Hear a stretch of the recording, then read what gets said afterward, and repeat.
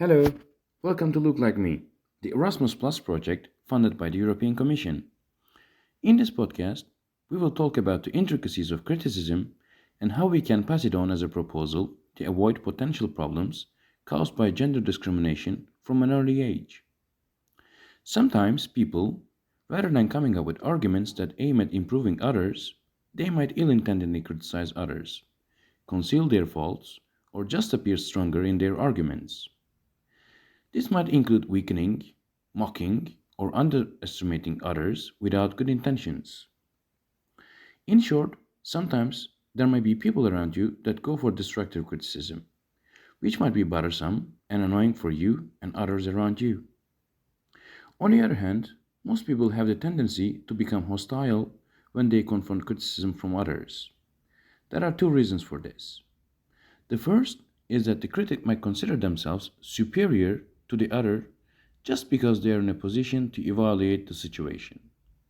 In other words, a person who can criticize a business or an idea may have the impression that they know more than the other. This naturally causes aggression. The second reason is the possible desire of the critic to prepare in advance for the defense that will come from the criticized person. Every critic knows or foresees that the person to be criticized will defend themselves or might even attack back. As a countermeasure, many people think that by adopting a very aggressive attitude, they can reduce the effect of the counterattack or intimidate the person they are criticizing. This might be something you might avoid. As for how to zone criticism, firstly, it should be made in a friendly and completely calm way from the beginning. If you or others feel anger, excitement, enthusiasm, hatred, irritability, sadness, etc., in an excessive amount, criticism probably won't be constructive. Therefore, if you want to criticize, firstly, wait. Don't rush. Wait for a few minutes, hours, or even days to pass, and try to see the situation objectively. If you still have issues, then voice your criticism. Criticism should be made in order to put the other person in a better position. The purpose of criticism is not to convey what you think to the other party. This is a very common mistake. No business owner cares about what you think of that idea unless they have created a product specifically for you.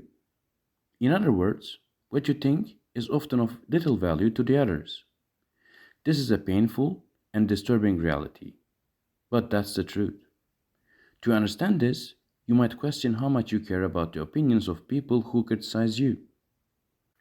In line with what we mentioned, many of us prefer not to voice our concerns to the people in our daily lives in order not to offend them.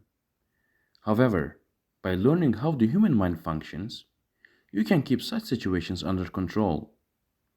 One of the most functional and the easiest methods is the hamburger method, or also called as sandwich method. Let's examine what these methods are.